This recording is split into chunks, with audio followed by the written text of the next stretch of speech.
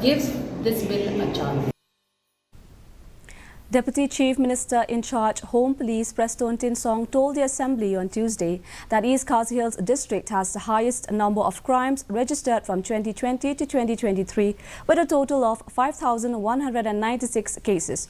While replying to the question raised by UDP legislator Meral Bodsim during the ongoing autumn session, Tinsong said that several steps have been taken by the government to control crime in the state and also to tackle crime against women.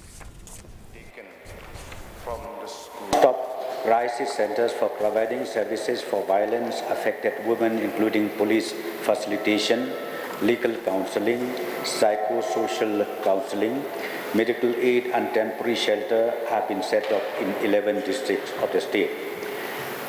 Women help desk to facilitate crime reported by women and children has also been set up in various police stations across the state.